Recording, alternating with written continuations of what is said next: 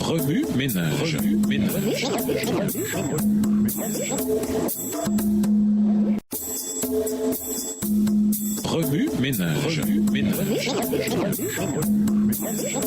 Bienvenue dans votre émission Remue ménage. Nous avons la leçon de mercredi, invité, l'évangile vu et vécu. Jésus ne se contentait pas d'introduire quelques idées nouvelles dans l'ancien système de pensée de ses disciples.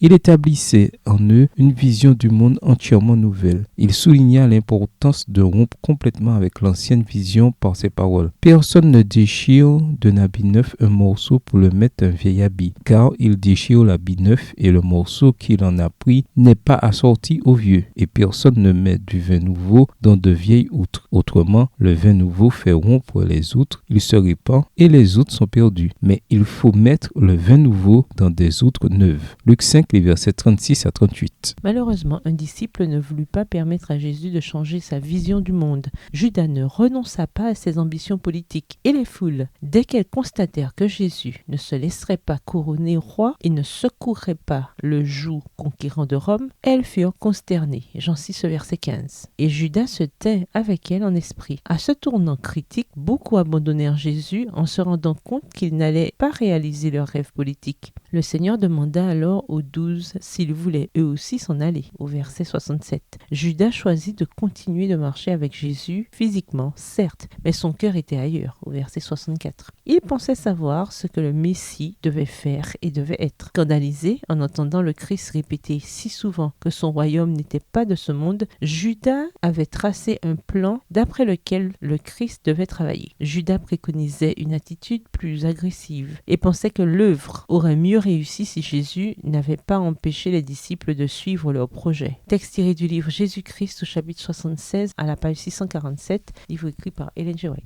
Aussi triste soit-elle, l'histoire de Judas montre clairement que Jésus ne force jamais personne à le suivre, même s'il désire désespérément que nous prenions la meilleure décision. Il permet à chaque individu de choisir sa propre destinée. Jésus conduit, persuade, mais ne force jamais. L'être humain peut résister à sa volonté ou rejeter son amour. Le Christ n'a pas discipliné Judas avec une épée ou une massue. Il ne l'a pas empêché de quitter la chambre haute après sa décision de suivre sa propre voie. Voilà donne à réfléchir. Pourquoi Judas est-il tombé ? Son apostasie était en partie due au fait que ses convictions politiques lui étaient trop précieuses. Il ne voulait pas abandonner l'idée chérie que Jésus deviendrait un roi terrestre et renverserait les Romains. Il ne voulait pas renoncer à ses grands espoirs d'une solution politique aux problèmes politiques de sa nation. En outre, Judas se croyait plus intelligent que les autres disciples et plus sage que Jésus. Jean 12, versets 4 à 8. Sa trahison du Seigneur était essentiellement un coup politique destiné à forcer ce dernier à déployer son pouvoir politique. Cette histoire décourageante constitue un avertissement musclé. Suivre Jésus doit constituer notre priorité. Si nous lui donnons la première place dans nos cœurs, nous serons prêts à revoir complètement notre façon de penser. Mais si quelque chose d'autre est prioritaire, alors, à l'instar de Judas, nous trébucherons à notre tour. Remue ménage. Méditez de nouveau Luc 5, les versets 27 à 39. Où voyez-vous Jésus dans ce passage ? Pourquoi Jésus nous demande-t-il de faire davantage que d'incorporer quelques bonnes idées à notre ancienne façon de penser ? Que vous dit Jésus par ce passage ? En quoi voyez-vous Jésus différemment ou le voyez-vous de nouveau ? Comment réagissez-vous en voyant Jésus de cette manière ? Au revoir. Et à demain si Dieu veut.